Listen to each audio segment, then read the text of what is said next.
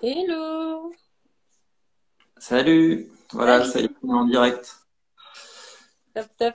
Comment vas-tu? Bon, ça va, ça va, ça va, par ce beau temps et ces couleurs automnales. T'as du beau temps chez toi?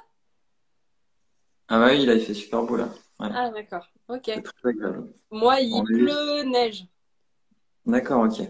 Donc, Alors, je suis ravi de t'accueillir aujourd'hui ouais.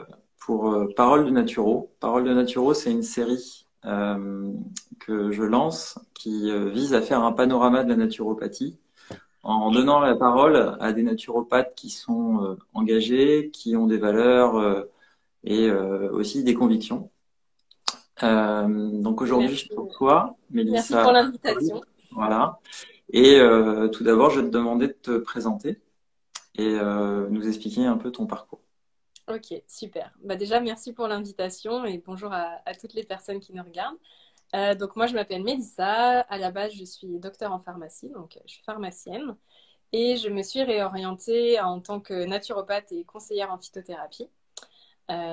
Du coup, ben voilà, maintenant j'exerce en visio pour l'instant, mais il y a d'autres choses qui arrivent pour l'année 2023. Mais du coup, voilà, je suis spécialisée dans les troubles de la fertilité, les troubles gynécologiques, donc SOPK, endométriose, règles abondantes, règles douloureuses, dans la grossesse et dans le postpartum. Voilà, donc, et la ménopause. Tout ce qui touche en gros la femme et les hormones. Voilà, c'est vraiment ma spécialité. D'accord. Et Ouais. qu'est-ce qui t'a amené à faire ce basculement entre la pharmacie, l'officine et la naturo? Je vais essayer de résumer parce que très honnêtement, je pourrais en parler des heures.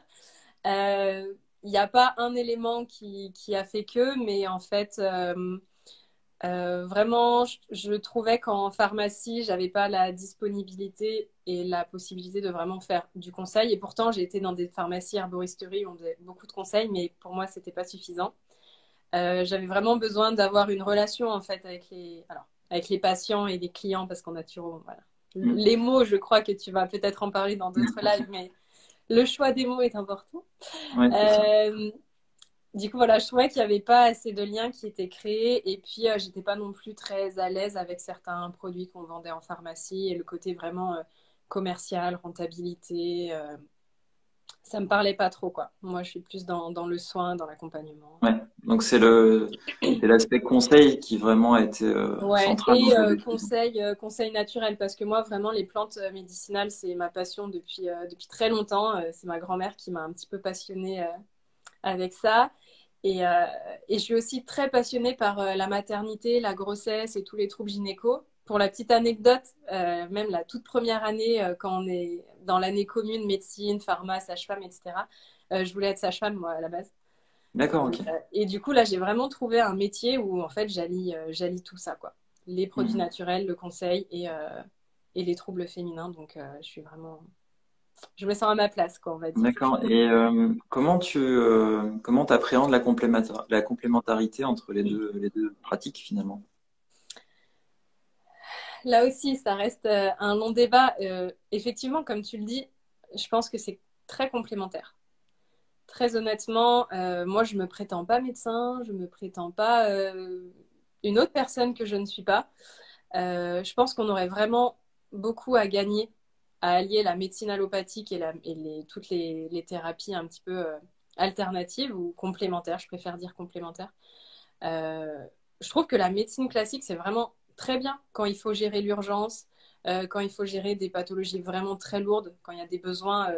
Enfin voilà, en naturopathie, clairement, si tu es en train de te vider de ton sang, je vais pas arriver avec ma petite Achille millefeuille. Enfin, si, je peux, mais voilà.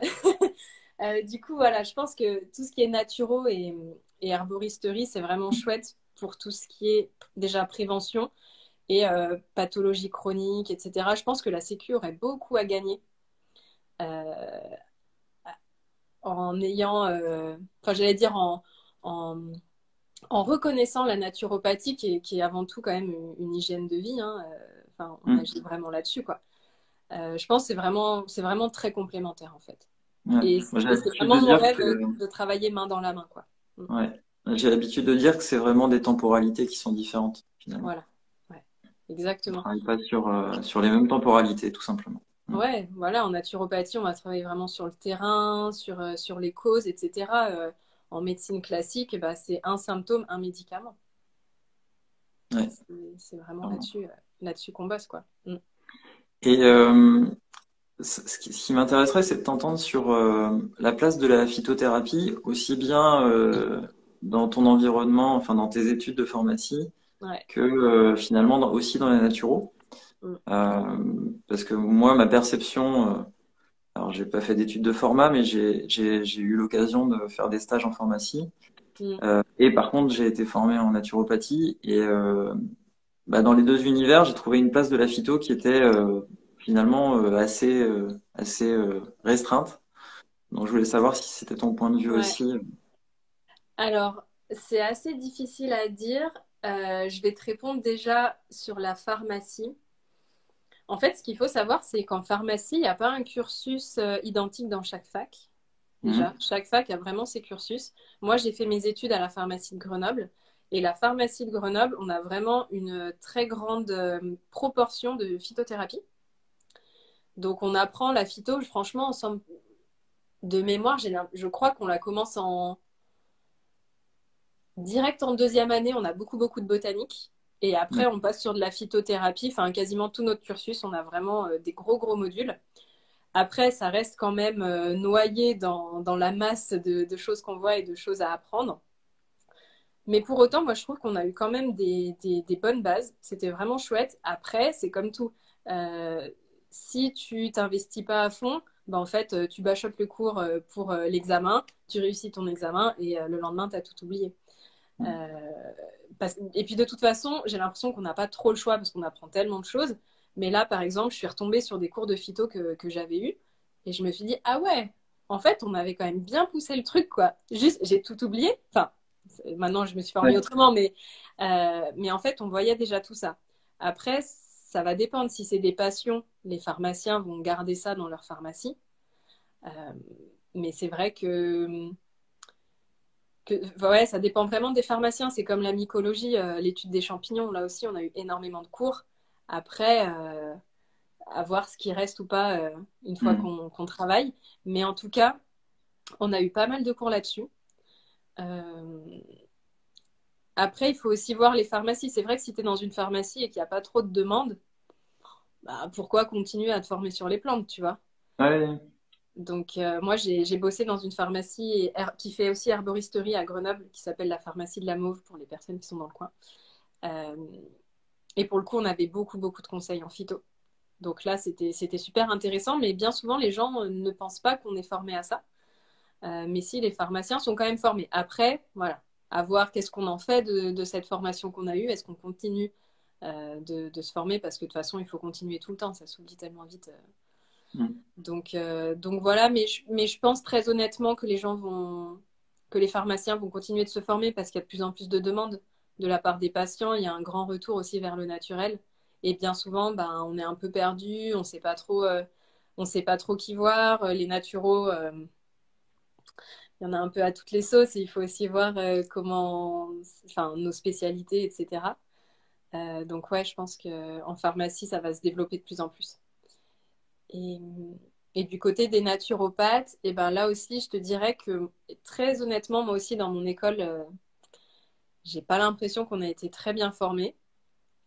Euh, je ne sais pas comment c'est dans les autres écoles, mais de toute façon, ce qu'il faut aussi se dire, c'est qu'en naturopathie, bah, les plantes, l'utilisation des plantes, c'est qu'une des nombreuses branches de tous les outils qu'on peut avoir. On n'est pas là pour faire, j'allais dire, de la médecine verte, mais dans le sens où on est quand même censé prendre la personne dans sa globalité, dans son hygiène de vie. Donc la phytothérapie, c'est un des outils qu'on peut avoir, comme l'alimentation, la gestion du stress, la gestion du sommeil, l'activité physique, etc. Donc ouais, moi je pense qu'il faut se former à côté. Et si jamais on est un patient ou un client, voilà, qu'on cherche vraiment des conseils en phyto, peut-être se tourner vers un naturopathe, regarder effectivement ce qu'il a fait, est-ce qu'il a fait des spécialisations, ou voire même directement l'appeler et lui dire, voilà, moi je cherche vraiment des conseils en phytothérapie, est-ce que vous êtes apte à m'en donner? Voilà. Qu'est-ce que tu penses, toi, de tout ça, au niveau Euh, naturo? Moi, j'ai une anecdote assez symptomatique de mon expérience en officine. Oui, C'est c'est que vrai. bah nous, c'était une pharmacie qui faisait des prep, enfin des préparations, donc qui avait l'agrément pour pouvoir le faire et qui centralisait une grande partie des demandes, soit de tisane, soit de synergie essentielle de la région nantaise.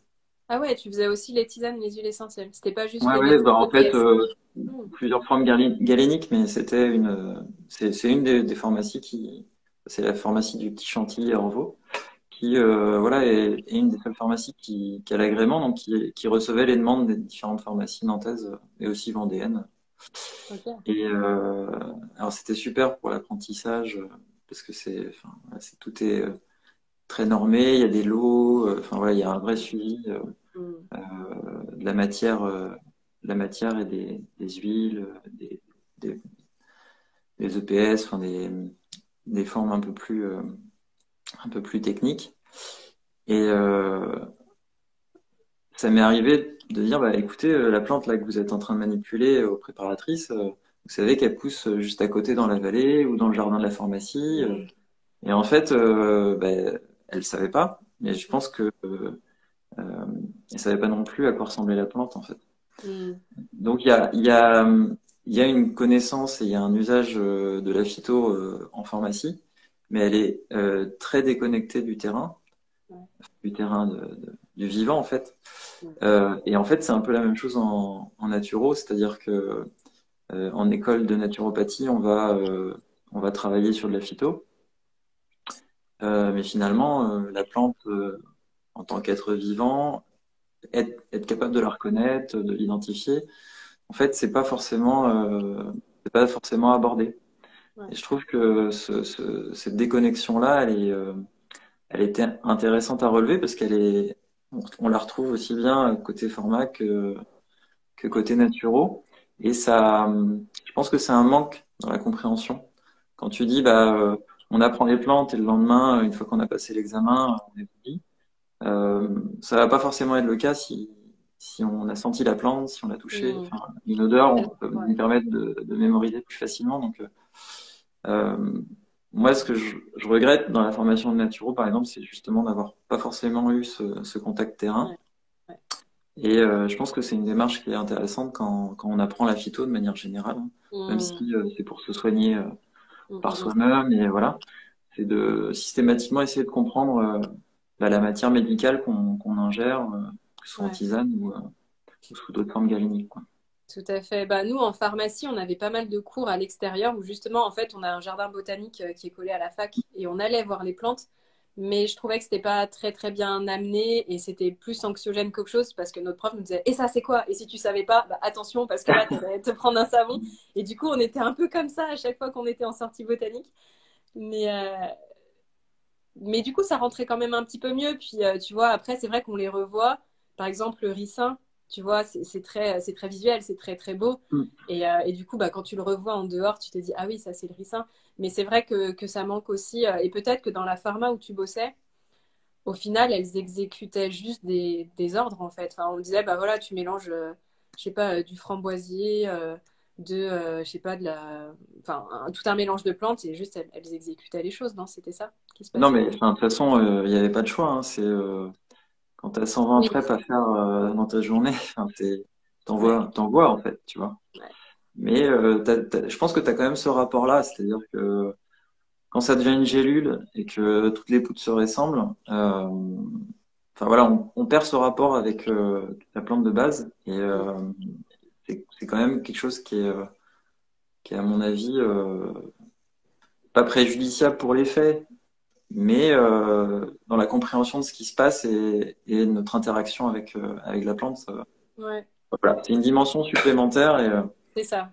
C'est ça. J'allais dire, tu peux avoir l'intellect et être un très bon soignant et de très bien savoir conseiller les plantes, mais c'est vrai que tu peux avoir ce truc en plus, ce petit lien subtil à la plante et au patient qui fait mm, que tu upgrades. Ça rajoute un truc en plus, ouais, effectivement. mm. Ouais. Je voulais qu'on parle un peu de ta pratique. Alors, ce que je te propose, c'est un petit exercice, c'est de nous donner trois solutions naturelles qui représentent pour toi le mieux ta pratique. Donc, c'est ouvert, hein, ça peut être des plantes, ça peut être tout ce que tu veux. Mais Ok. pour nous donner une idée de la coloration de la façon dont tu travailles. Ouais. Elle est difficile cette question dans le sens où je m'adapte vraiment aux personnes. Donc, il n'y a pas une personne qui va retrouver le même protocole, entre guillemets, qu'une autre qui vient me voir. Mais disons que si je devais citer trois plantes que j'utilise en tout cas le plus dans mon domaine donc, de la fertilité et de l'accompagnement des femmes, euh, l'incontournable framboisier. Voilà, Mhm. je dirais vraiment le framboisier parce euh, que ce soit en infusion, en tisane ou en bourgeon, ça va vraiment avoir un impact sur la sphère gynéco. Donc, les infusions vont vraiment travailler ouais, sur l'utérus, vont rebâtir un petit peu l'utérus, le tonifier. Si on le prend en bourgeon, ça va plutôt travailler au niveau des ovaires. Enfin voilà, c'est très intéressant et j'aime beaucoup cette plante. Vraiment, comme on disait, un peu les liens subtils avec elle et celle que je vais donner aussi après. Voilà, je me sens en lien avec ces deux plantes.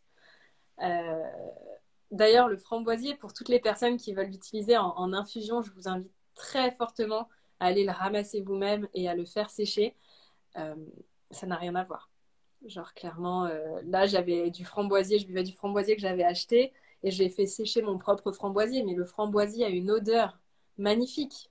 Vraiment, et si on prend du framboisier soi-même et qu'on le fait infuser, voilà, ça n'a rien à voir. Donc ouais, je dirais le framboisier. Ensuite, je dirais l'ortie, qui est, je pense, une de mes plantes préférées, vraiment, pour, euh, pour plein d'aspects, pour ce qu'elle représente, pour son aspect un peu urticant, et en même temps, c'est une plante qui est très très riche, très reminéralisante. Euh, Souvent, nous les femmes, quand on saigne beaucoup, ben, on a besoin vraiment d'être minéralisé, qu'on nous rapporte ces minéraux-là. Et je trouve que l'ortie est quand même assez bien adapté là-dessus. Et puis, ce que j'aime aussi beaucoup dans l'ortie, euh, en fait, moi, je suis pour, alors j'allais dire une émancipation des connaissances, je ne sais pas si c'est vraiment le terme, mais j'aime bien le fait que, bah, en fait, l'ortie, tout le monde sait à peu près la reconnaître. Il y en a un peu de partout. Et du coup, ça reste très accessible. Parce que j'aimerais aussi que la phytothérapie ne soit pas un truc un peu élitiste, tu vois. À la base, ça vient de la tradition. C'est des choses que nos grands-mères, que nos grands-parents, nos arrière-grands-parents utilisent depuis hyper longtemps. Alors oui, il ne faut pas faire n'importe quoi, mais je pense qu'on peut quand même se réapproprier des choses. Et notamment l'ortie, je trouve que c'est une belle manière de, pourquoi pas commencer, en faisant gaffe aux contre-indications, bien sûr, toujours se renseigner avant. Mais même dans sa multitude d'utilisation, tu vois, on peut la faire en soupe, on peut la faire en quiche, on peut la faire en pesto, on peut la faire en infusion, on peut la faire en teinture mère. Enfin, c'est... Voilà, j'adore l'ortie. Ouais. Bah, moi, j'ai l'habitude de dire que une tisane sans ortie, ça n'existe, ça doit pas exister, quoi. Ouais, C'est-à-dire c'est que vrai. finalement, presque, quel que soit le terrain de la personne, comme c'est une plante qui est très, enfin, moi, ma perception de l'ortie, c'est quelque chose de très harmonieux. Elle ramène de l'équilibre Ouais, dans l'organisme, que ce soit au niveau de l'oxydoréduction, que ce soit au niveau des hormones. Enfin, pour moi, c'est vraiment une plante de l'équilibre. Et en tant que ouais, naturo, on cherche à équilibrer les gens. ouais, Donc, c'est vrai que c'est un peu la must-have ouais. dans les tisanes, hein, Je suis clairement. d'accord. Je suis bien d'accord, c'est un peu la panacée. Elle est vraiment formidable. Ouais. Et Et puis quand comme tu tu le parles, dis, il y a quelque chose qui m'a interpellé dans ce que tu as dit. Tu disais autonomiser les gens, mm, justement, que ce soit pas élitiste. Euh, c'est vrai que l'ortie, elle est simple à reconnaître et on peut pas se tromper parce que à partir du moment où ça pique, c'est ça. on peut éventuellement se tromper avec des lamiers, mais même Ouais, le si, lamier, mais voilà. c'est pas très grave, Mais quoi, surtout. c'est pas très grave et visuellement ça se ressemble, mais c'est vrai que dès qu'on touche, voilà. Ouais. Euh, comment quel conseil tu donnerais aux gens pour justement, voilà, s'autonomiser sur récupérer des plantes, enfin voilà, quelle est la démarche en fait pour pouvoir aller vers cette autonomisation? Ouais. Différentes approches. Moi, je dirais, alors, le mieux, c'est quand même de faire des stages de découverte. c'est quand même ce qu'il y a de mieux. Après, si on n'a pas de budget ou pas le temps, etc., on peut effectivement commencer avec des plantes simples, comme je te dis, l'ortie, le noisetier, les feuilles de noisetier, la bourrache. Enfin voilà, tu as plein de fleurs qui se trouvent assez facilement. Et alors, soit dans les bouquins, mais je trouve que les bouquins, alors soit ils sont pas assez complets, soit, enfin, c'est un peu difficile de s'y retrouver. Moi, ce que j'aime bien conseiller et que j'utilise même moi-même à titre perso, c'est les chaînes YouTube. Très honnêtement, bah, il y en a deux, je pense que tu les connais. Il y a le Chemin de la Nature et il y a la chaîne aussi de Christophe Bernard de Altea Provence, où je Mm. trouve qu'elles sont vraiment super bien. Ils apprennent à identifier. Faites attention quand même à choisir des plantes. De toute façon, ils l'expliquent souvent, mais voilà, qui ne sont pas toxiques, qu'il n'y a pas des risques de confusion énormes. Mais je pense que c'est une bonne manière de commencer. Et puis sinon aussi, pourquoi pas se tourner vers des producteurs locaux et puis aller voir s'ils font pousser leurs plantes ou peut-être leur demander d'aller avec eux s'ils vont faire des cueillettes sauvages. Enfin, je suis sûre, ils seraient ravis d'amener des personnes avec eux. Donc, dans le fait de se réapproprier les plantes, bon alors peut-être que je suis un vrai bisounours et que, et que je suis un peu perchée, mais il y a aussi ce rapport à l'humain qu'on a perdu et que je pense qu'il est Mm. intéressant de retrouver. Et du coup, ces transmissions-là peuvent aussi très bien se faire d'humain à humain. Donc rapprochez-vous comme je disais, des producteurs vers chez vous. Il y a sûrement des herboristes qui font aussi des sorties botaniques. Remettre un peu de l'humain là-dedans pour se Mm. reconnecter aussi aux plantes, je pense que ça peut être intéressant. Oh là là, c'est beau ce que je dis, je m'en remets pas. Non, c'est la création de lien, on en revient toujours à ça, en Mais fait. oui, c'est ça. Moi, C'est ça. il y a un autre aspect que j'évoque je recommande aux gens de s'approprier les plantes, enfin, de s'autonomiser là-dessus. C'est que la priorité, c'est les plantes qui t'entourent. Oui. Donc, que tu sois en appartement ou que tu traverses un parc tous les jours ou que tu sois dans une maison et que tu as un jardin, la première démarche d'apprentissage, en fait, c'est de reconnaître les plantes qui sont vraiment à côté de toi au quotidien. Il y en a Donc, plein. c'est vrai que ça paraît souvent, enfin, oh là là, les noms latins, les plantes, il y en a plein. On ne sait pas par où commencer et ça fait peur, toutes Mm. ces connaissances-là. Et ben, l'apprentissage, c'est en marchant. Ben, le premier pas, c'est pas forcément de connaître toutes les plantes de la famille des Astéracées, mais Mm. c'est d'être capable de reconnaître deux, trois plantes dans son jardin, et après ce sera cinq plantes de son jardin, six plantes. Et en fait, cette proximité-là crée de la mémorisation et Mm. crée aussi en fait une attention au vivant qui va grandir et qui va se développer avec l'apprentissage. Ouais. Mais Mais tu vois, pour moi, la proximité, c'est aussi la proximité géographique, c'est-à-dire c'est la plante qu'on va voir tous les jours, qu'on va croiser en marchant ou que on va voir en ouvrant sa fenêtre, quoi. mais oui, c'est ça. Puis tu vois, ça me fait penser à une appli que tu connais sûrement, PlanteNet. Ouais, Voilà, moi je peux vous inviter à, bah voilà, on télécharge l'appli, puis on va dans son jardin et on prend en photo toutes les plantes, alors sans forcément les consommer. Mais je suis sûre que vous trouverez du plantain, par exemple. Bah, le plantain, hop, vous voyez ce que c'est? Bah, un petit tour sur Internet, sur Wikiphyto, voilà. Tiens, à quoi ça sert le plantain? Et sans forcément passer à l'action, mais effectivement de se réapproprier les plantes environnantes. C'est un très bon point que tu as souligné là. Ouais. Ouais, ouais. donc Il y a tu nous as dit framboisier, ortie, est-ce qu'il y a une troisième plante ou Euh, solution naturelle, parce que c'est pas forcément des plantes. ouais, je dirais l'artichaut. Je dirais l'artichaut ou l'aubier de tilleul. Allez, non, on va dire l'aubier de tilleul, ça va Alors, être moins. ouais, moi Dis-moi, j'aime bien l'artichaut, moi. t'aimes Justement, bien je trouve l'artichaut? ouais, j'aime bien parce que c'est une plante qui est un peu pas délaissée en fait d'un point de vue phyto Ouais. et elle fait tellement de trucs. Mais oui, c'est ça. C'est Ouais. ça. Oui, le pissenlit, je vois dans les commentaires. Mais oui, en fait, toutes les plantes qui vont travailler sur le foie pour aider un petit peu à détoxiner tout ça, je trouve que ça aussi, c'est intéressant. Et ouais, je dirais toutes ces plantes-là, dans le sens où, pareil, rapport à la tradition qu'on a perdue, mais les anciens, ils faisaient toujours une petite détox au printemps et à l'automne de manière naturelle en mangeant des Ouais. pissenlits. Ouais, ils appelaient pas ça détox, mais Oui, hmm. c'est ça. Bon, puis maintenant, il y a la culture aussi qui fait que. Enfin bon, bref, on va pas reparler. Enfin, pas parler de ça, mais ouais, remettre aussi un petit peu de ça dans notre quotidien, ou avec aussi la sève de bouleau, enfin voilà, toutes ces choses qu'on voit un petit peu revenir à chaque saison et qu'on se dit, tiens, c'est bizarre qu'on en reparle, mais en fait, ça peut être intéressant de s'y repencher. Et puis moi, souvent, j'aime bien travailler sur un...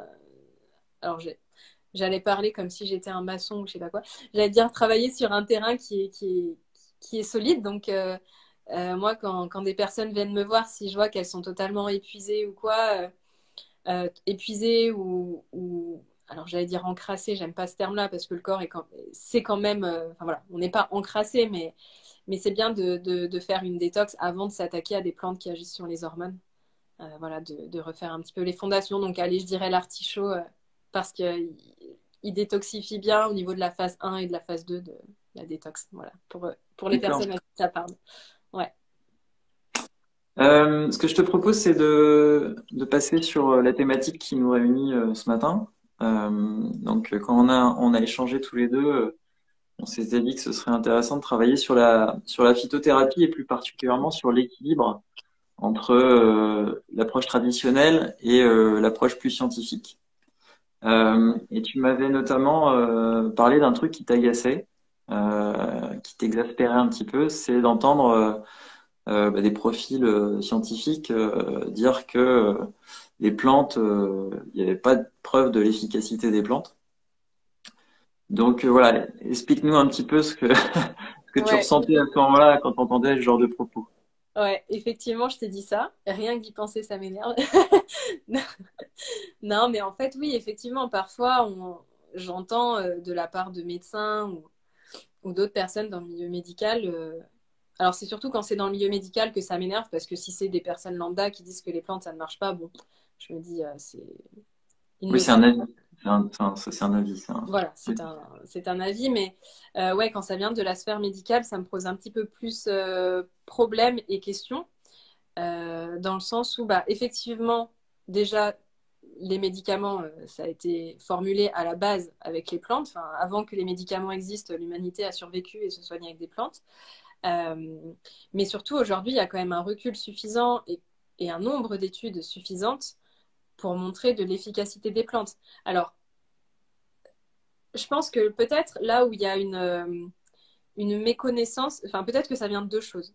Je pense peut-être que ça vient du fait qu'en cursus de médecine, ils ne sont pas formés aux plantes. Moi, j'ai des amis qui ont fait la fac de médecine de Grenoble qui m'ont dit on a zéro cours en phyto, on ne voit jamais ne serait-ce qu'une seule plante en alternative dans une sphère, dans des pathologies ou quoi. Donc, vraiment, si on ne leur en parle pas, ben, enfin, voilà, je peux comprendre.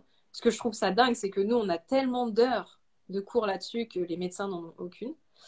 Je pense que ça peut venir de là et je pense que ça vient aussi peut-être du fait que bah, les plantes, c'est difficile à étudier. On peut difficilement les standardiser comme des médicaments où là, on est précis à 0,05 g près. Les plantes, c'est beaucoup plus dur à étudier selon la galénique qu'on utilise. Si on fait des infusions et qu'on fait une étude là-dessus, bah, c'est compliqué parce que l'infusion, selon la personne qui l'a fait, est-ce qu'elle va mettre une cuillère à soupe, une cuillère à café, est-ce que ça va être précis, combien de temps elle fait infuser, à quel moment de la journée elle le prend, est-ce qu'elle la prend à jeun, enfin, tu vois, il y a tellement de variabilité que je pense que déjà, c'est beaucoup plus dur à étudier. Je suis en train de me rendre compte que je m'éloigne petit à petit de ta question.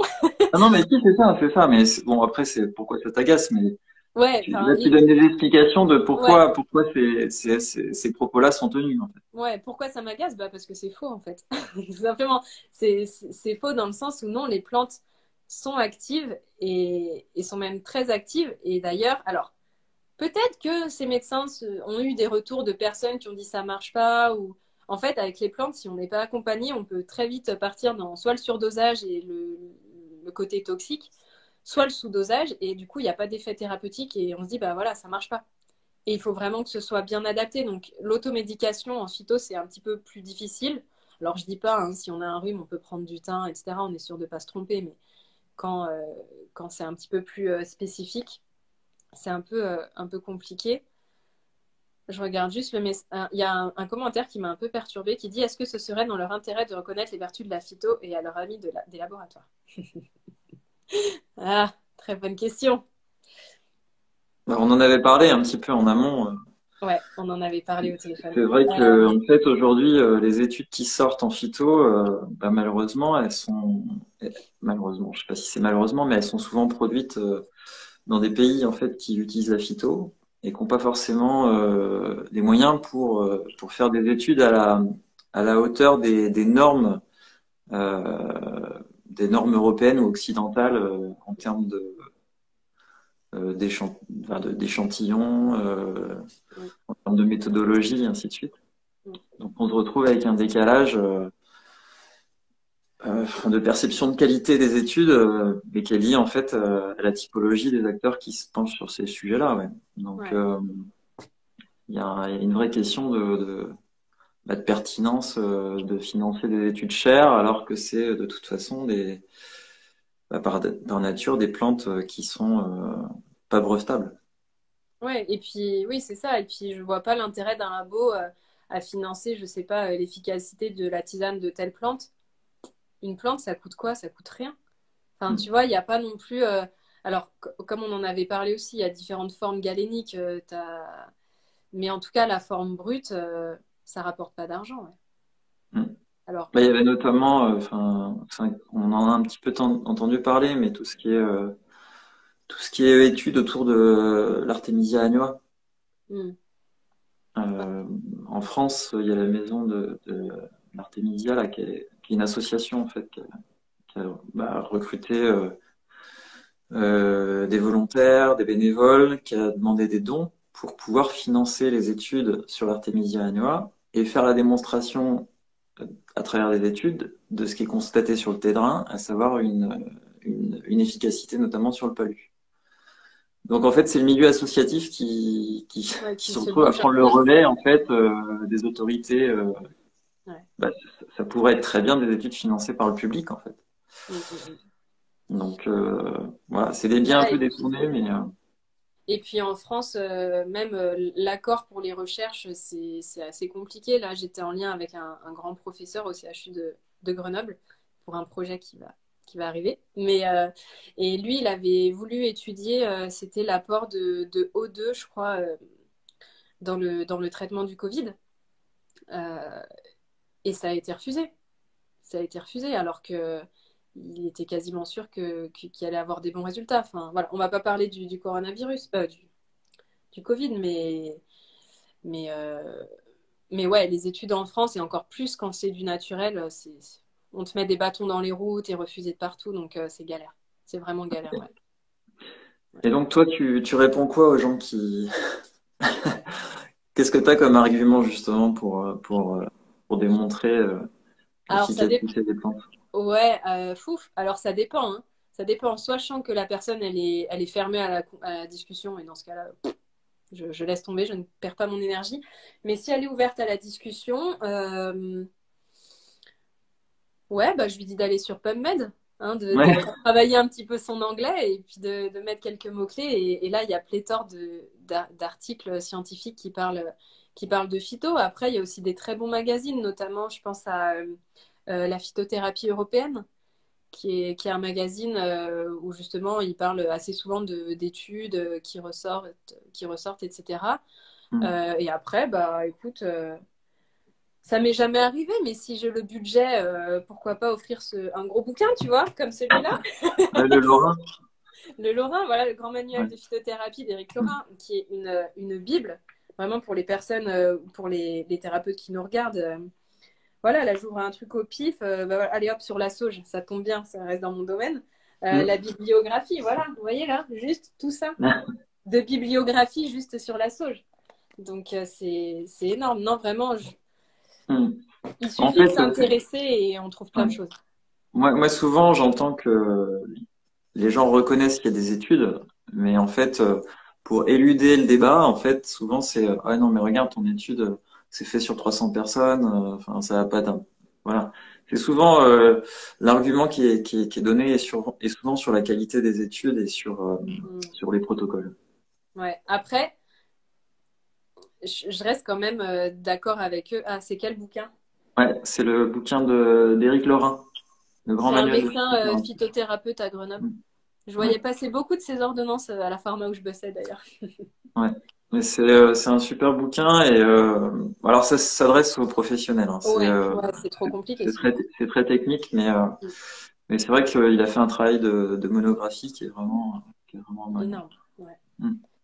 Oui. Attends, je voulais dire un truc, mais j'ai. Oui, je disais par rapport au biais des études, ils ont aussi un peu raison. Mais c'est le cas dans quasiment toutes les études. Enfin, En fait, est-ce que ça exclut le fait de s'intéresser? C'est ça le non, non, sujet. non. C'est-à-dire que est-ce que en fait le protocole, ok, il n'est pas au top, l'échantillon, il n'est pas au top. Est-ce que ça justifie de balancer d'un revers de main l'hypothèse des plantes qui fonctionnent sur telle pathologie? Enfin, pour moi, non. En fait, même si l'étude est, enfin, même si une étude clinique,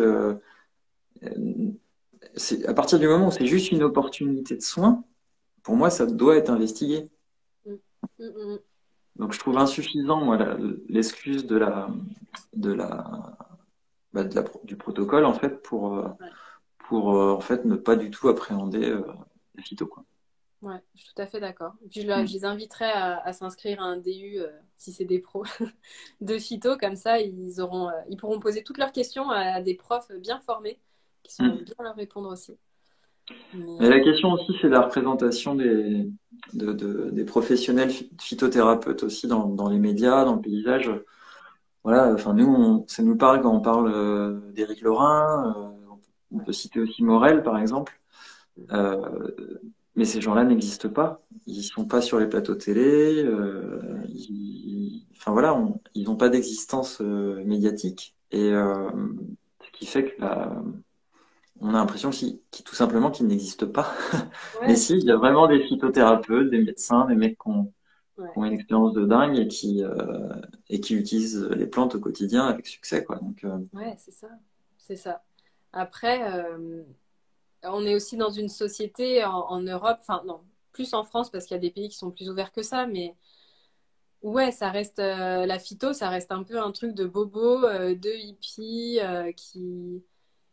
qui mangent des cailloux. Enfin, tu vois, c'est pas ouais. encore très ancré comme ça peut l'être Mm, en Inde avec la médecine mm. ayurvédique, en Chine avec la médecine chinoise, enfin traditionnelle chinoise. Donc, ouais, je pense qu'il y a un travail aussi à faire au niveau sociétal, quoi, pour ouvrir un peu les mentalités. Mais moi, très honnêtement, je suis confiante. J'ai l'impression qu'on y revient petit à petit et que de toute façon, sans vouloir être pessimiste et faire peur aux gens, mais allez, je me lance. Le monde dans lequel on vit va s'effondrer, voilà, hein, c'est dit. C'est toi qui l'as dit, hein, moi j'ai rien dit. Non, non, mais je veux dire de créer comme ça des médicaments chimiques, etc., qui demandent énormément d'énergie fossile pour être fabriqués. Au bout d'un moment, ça va craquer ou les prix vont augmenter. Enfin voilà, et on va revenir vers quelque chose de plus simple et de plus Mm. naturel. Euh, Bah, on en parle, hein, des pénuries de paracétamol, mais d'aspirine, oui, enfin voilà, ça arrive. Donc mais maintenant, oui, voilà, mais une fois que le paracétamol il est plus dans la pharmacie familiale, qu'est-ce qu'on fait, quoi? ouais, Tu c'est vois? ça. Moi, j'ai arrêté de bosser il y a déjà quelques années maintenant, je dirais 3 ans. Ouais, Tu bosses avant en pharmacie. oui, en Ou alors pharmacie. du coup, maintenant ton Pardon. métier c'est du plaisir, donc c'est plus Mais un oui, métier, mais c'est c'est plus ça en travailler. fait. C'est un métier passion. J'appelle plus ça un travail, mais non, mais c'est vrai en plus. Enfin bon. Et déjà, il y a quelques années, il y avait des pénuries, mais tout le temps, et parfois des médicaments assez essentiels. Et, et là, je sais que ça a empiré. J'ai encore plein de copines pharmaciennes, elles me disent, mais tout le temps, il y a des pénuries, tout le temps, tout le temps. Et du coup, en face, bah, tu as aussi les patients qui sont mécontents, qui râlent. Et on est vraiment habitué à ce truc aussi de on a tout tout de suite et tout marche bien. Et quand ça commence un petit peu à foirer, ben, on est un peu perdu. Et je pense que les plantes peuvent aussi être une bonne aide parce que, enfin voilà, pour pallier à ça. Et puis ça reste des choses assez simples. Ouais, on en revient à l'autonomie Ouais, c'est ça, ouais, tout à fait. Mm. et à se réapproprier des savoirs, quoi. Mm. T'as parlé tout à l'heure de la tradition indienne et chinoise autour des plantes. Et toi, tu te définis comme druidesse des temps modernes sur ton site internet. Et je voulais savoir si tu pensais que, en effet, c'était possible d'être druide et en même temps d'être docteur en pharmacie. Bien sûr que c'est possible. Je précise, je l'ai pas mis sur mon site, je pense que je l'ai mis que sur Insta, parce que ça fait Ouais, un ouais. peu limite. Bien sûr que c'est possible. Bien sûr que c'est possible, et je pense que c'est la chose qui est le plus à attendre. Alors, druidesse, à la base, il y a quand même un côté religieux, etc., que moi je ne revendique pas, mais c'est plutôt le côté voilà, plante médicinale, l'image de Panoramix qui fait sa petite potion magique, j'aime bien. Mais oui, je pense très honnêtement que c'est pas du tout incompatible. Et, euh, et comme je te disais, oui, c'est ce à quoi j'aimerais tendre. Et j'ai l'impression que la jeune génération, quand même, de pharmaciens revient aussi à ça. Et Revient. t'as l'impression qu'il y a une forme de continuité, justement, avec quand tu dis druide et docteur en pharmacie, t'as l'impression qu'il y a une forme de continuité, un Je passage pense de que témoin Parce que moi, là, quand tu dis ça, pour moi, temps moderne et druidesse, en fait, c'est deux choses différentes, mais ouais. pourtant, toi, tu vois quand même, enfin, toi, t'es capable de faire le grand écart. Tu peux être très souple, mais, mais je pense que aussi tu perçois une forme de filiation, quoi, quelque part aussi. Pour moi, comme je te dis, c'est très lié et on va y revenir. À la base, le pharmacien, c'est l'apothicaire. C'était la personne qui faisait les mélanges de plantes, qui conseillait des plantes. Et je pense vraiment qu'on va y revenir et c'est lié. Enfin, Mm. je pense que c'est une des branches. De toute façon, j'ai l'impression que dans la pharma, il va y avoir deux trucs, ça va se scinder. Il va y avoir les pharmaciens 100% chimiques qui vont aller à fond là-dedans, et puis ceux qui vont revenir au naturel parce que, enfin, pour mille raisons. Mais je pense effectivement que c'est une continuité et que c'est une des branches de la pharmacie de redevenir un petit peu les Mm. druides des anciens temps, quoi. Ouais. Bon, on le voit aussi sur les devantures d'officine, Mm.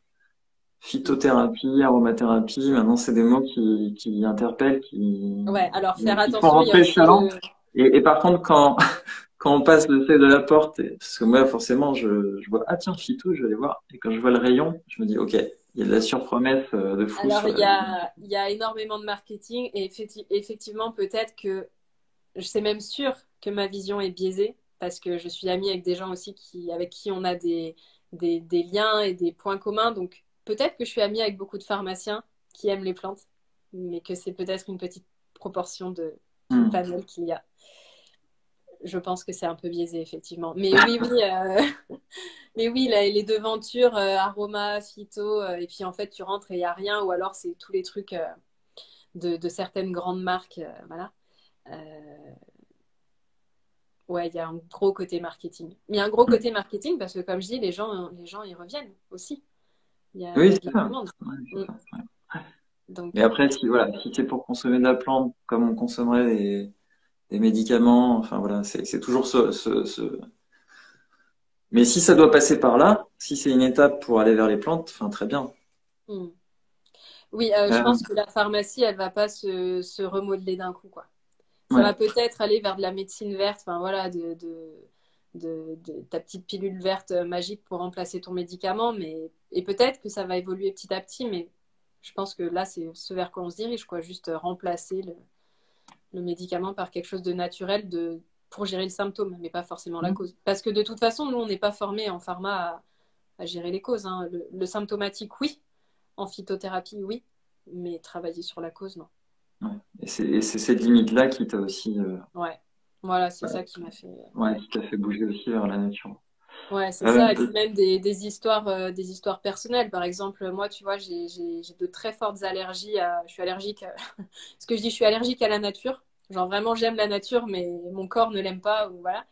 ah oui, Et ouais, ouais, je suis allergique au pollen, mais à fond. Enfin, moi, au printemps, je tu meurs si je douilles, pouvais. Hein? tu douilles. Ouais, je douille, je douille. Je suis une druidesse meurtrie. Mais du coup, ouais, quand la nature se réveille, moi, je vais me cacher. Et du coup, j'ai beaucoup travaillé sur le symptomatique pendant très longtemps jusqu'à ce que je m'attaque à la cause. Et là, j'ai vu des progrès énormes. Et du coup, maintenant, je suis quasiment plus allergique. Alors que je partais de loin, hein, j'étais mise sous cortisone, enfin des trucs vraiment hardcore. Et là, je me suis dit, mais oui, en fait, c'est ça que je veux faire, c'est m'attaquer à à la cause. Parce qu'en fait, on a beau. Le but, en fait, moi, c'est ce que j'explique aux femmes que j'accompagne, c'est que mon but, c'est pas de vous donner des plantes et une liste de compléments alimentaires à rallonge à vie. En fait, le but, c'est que votre corps retrouve un état d'équilibre, qu'on gère les causes, et qu'après, voilà, peut-être ponctuellement, vous vous tourniez vers quelques petites choses naturelles, mais c'est pas le but, quoi. Mm. C'est pas de faire du symptomatique toute sa vie, comme le fait la médecine. La médecine, c'est éteindre un symptôme, voilà un médicament pour éteindre ce symptôme, mais on va pas régler la cause, quoi. Hein. Vraiment. Mm. Et moi, c'est ça Après, qui les plantes, elles m'intéresse. peuvent travailler sur le symptôme, elles peuvent travailler aussi en amont. Enfin, Ah oui, oui, ah oui, après, oui, ça, c'est sûr. c'est des approches, on va dire, de santé différentes, mais Mm. les Non, plantes peuvent être sur les deux plans. Ouais. Mm. et puis c'est lié de toute façon quand il y a quelqu'un qui vient te voir qui a des symptômes, tu vas pas lui dire bon alors tu restes avec tes petits symptômes, on va s'attaquer à la cause et on verra les résultats dans un an ou deux. Non, tu t'attaques aux symptômes. Une fois que le symptôme est déjà un peu géré, là on s'attaque à la cause ou en tout cas on le fait en parallèle, mais la personne elle a besoin d'être soulagée et ça c'est la priorité. Ouais. Je voulais aborder avec toi un débat assez houleux dans ce domaine, des gens qui pratiquent la phyto. Euh, il y a deux paroisses, hein, de manière schématique, il y a deux paroisses. Il y a la vision traditionnelle, herboriste, herbaliste, qui ne jure que par la tisane. Et il y a les phytothérapeutes, donc qui sont plutôt des médecins, qui eux préfèrent les formes galéniques plus modernes, type les extraits standardisés, Cantis, EPS, enfin, en fonction des marques. Mm. Comment toi tu te situes par rapport à ces deux courants? Ouais. Eh ben, comme tu disais, moi je suis très très souple, alors je fais un grand écart entre les deux. Euh, Alors moi, je suis ni contre l'un ni contre l'autre. Vraiment, je pense que les deux se tiennent très bien. Et je vais peut-être m'attirer les foudres de beaucoup d'herboristes. Mais pour tout ce qui est extrait de plantes standardisé, donc pour les personnes qui connaissent pas et qui découvrent, pour résumer très simplement, c'est des techniques d'extraction de plantes qui vont être assez complexes avec des dilutions d'alcool, avec des gradients, etc. Le résultat fini est quand même très concentré, assez quantifiable quand même. C'est beaucoup plus précis qu'une tisane. Comme on disait, la tisane, on peut mettre une cuillère à soupe. Enfin voilà, chaque personne fait une tisane différente. Là, ça permet de standardiser le truc et d'être un petit peu plus précis dans sa prescription. C'est comme tu dis, beaucoup aimé des médecins parce qu'au final, ça s'approche beaucoup plus de la médecine. C'est-à-dire qu'on peut mesurer les choses assez précisément. Moi, ma vision, en fait, c'est que je m'adapte à la personne que j'ai devant moi, à son budget, à sa manière d'être et à ce qu'elle recherche. C'est-à-dire que si devant moi, j'ai, allez, je vais schématiser, mais un cadre qui finit à 20 heures tous les soirs, qui n'a pas le temps de faire ses petites préparations et qui est OK pour prendre. Enfin voilà, lui, peut-être, je me dirigerais plus vers le PS ou des choses un peu plus. Un peu moins. Alors j'allais dire compliqué, c'est pas compliqué le terme, mais où tu t'appliques peut-être un peu moins.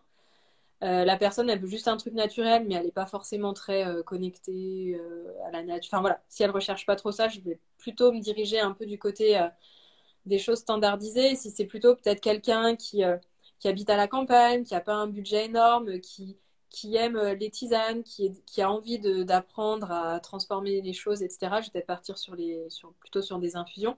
Mais en sachant que la première chose que je fais, en fait, c'est j'adapte la galénique à la plante. Parce qu'en fait, il y a des plantes qui vont être beaucoup plus efficaces en infusion, des plantes qui vont être beaucoup plus efficaces en EPS, comme bah, justement artichaut, radis noir, tout ça, chardon-marie. Bah, le chardon-marie en EPS, c'est hyper efficace. Tu fais du chardon-marie en infusion, bah, tu vas pouvoir en boire ton infusion, mais l'extraction n'est pas la même et ce sera beaucoup, beaucoup moins efficace. Donc vraiment, c'est une question d'adaptation et de... Je vais piocher et puis bien souvent, les personnes ressortent avec peut-être des infusions, des compléments. Voilà. Donc juste pour préciser, peut-être pour les gens qui nous écoutent, Oui, pardon. le chardon-marie, on va chercher une action sur le foie notamment, et le principe actif qui est le plus connu, est silimarine, est très peu extrait avec l'eau. Donc donc c'est ça, voilà. Partir sur une tisane Merci. de chardon-marie, si on veut vraiment une action hépatique, Ouais. ce sera certainement moins efficace qu'avec une EPS, enfin Mm. un extrait standardisé. Ouais. Merci de préciser. Moi, j'ai l'impression que je parle que à toi, donc effectivement, peut-être que j'utilise des termes un peu complexes et que je... Ouais, merci. Enfin voilà, c'est important ce que tu dis parce qu'en fait, on peut vite tomber aussi dans une forme de dogme. Mm. Euh, C'est-à-dire, bah, voilà, en fait, la tisane, c'est la meilleure forme, c'est la plus harmonieuse, l'eau est vecteur d'information, vectrice d'information, pardon. Euh, En fait, enfin, pour moi, le bon cap à suivre, c'est la question de l'efficacité et Mm. de l'adaptation et à ce qu'on veut régler et aussi à la personne, comme tu dis. Mm. Faut pouvoir aussi sentir ça et adapter nos conseils en fonction de ça, quoi. Ouais. Et la question de l'adaptation en fonction de la plante, elle est hyper importante. Parce que, par exemple, on revient sur le chardon-marie, mais on peut très bien lire dans un bouquin, le chardon-marie, c'est bien pour le foie. Mais il y a tellement de manières de le prendre qu'il faut aussi pouvoir être guidé là-dessus. Ouais. Hmm. Et ouais. Mais c'est vrai que le tout tisane, non. Enfin, moi, c'est pas ce que je pense. Après, j'adore les tisanes et c'est vraiment ma forme galénique préférée. Mais Oui, c'est ça. voilà. Mais c'est ton affinité. Mais Ouais. si tu n'écoutes que ton affinité, bah, en fait, Ah bah, ça va bah, pas. c'est le mauvais indicateur, en fait. Ouais, exact. Hmm.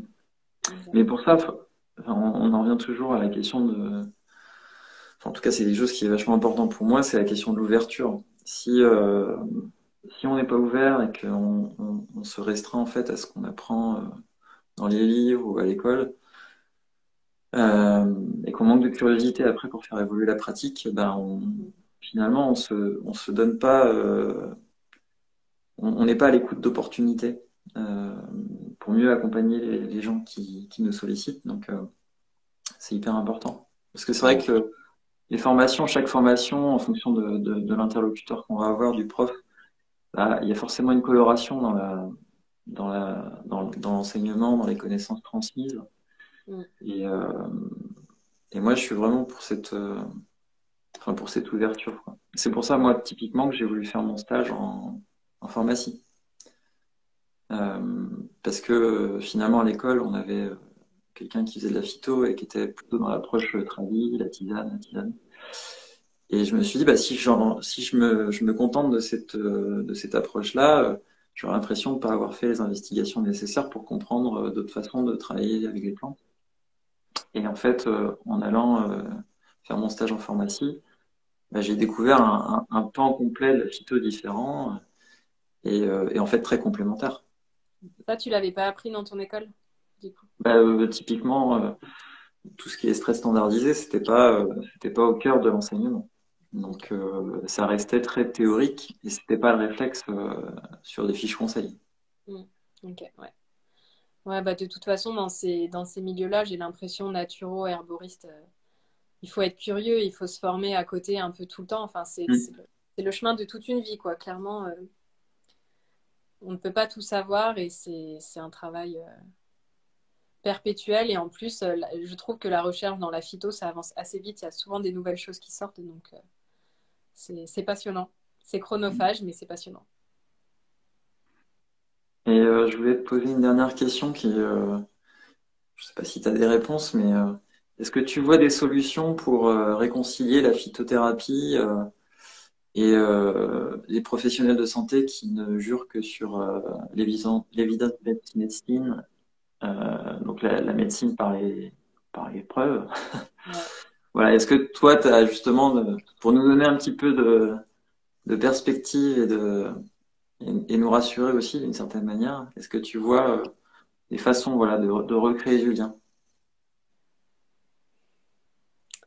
Bonne Allez! question. Je ne sais pas si j'ai la réponse. Comme je t'ai dit, peut-être semer des petites graines dans leur tête et les inviter à faire des recherches, à aller sur PubMed, à regarder. Mais de toute façon, ce qu'il faut se dire, c'est que quelqu'un, si c'est une personne qui est convaincue que ça n'existe pas, elle va toujours trouver des biais et elle sera jamais convaincue. Euh, il faut que ça vienne aussi de la personne de pouvoir se dire, OK, je m'ouvre à ça, je m'ouvre à la possibilité que ça existe, je m'ouvre à la possibilité que ça fonctionne. Mais le plus intéressant, ce serait qu'ils parlent en fait avec des chercheurs et des personnes bah voilà, comme Laura, comme Morel qui s'y connaissent. Mm.